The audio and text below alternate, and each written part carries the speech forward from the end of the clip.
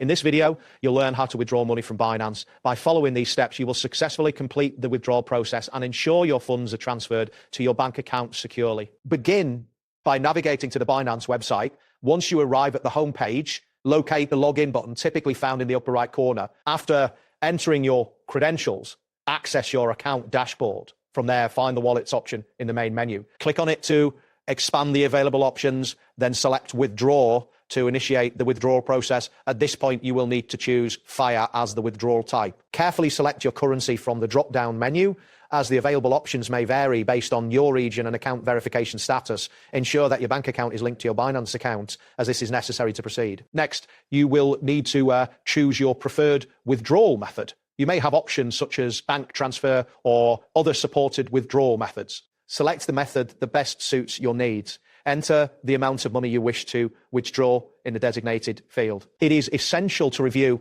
any associated fees and processing times associated with your chosen method. Confirm that your bank account details are accurate to prevent any issues with the transfer. Pay attention to any verification prompts that may appear, as these are crucial for securing your transaction.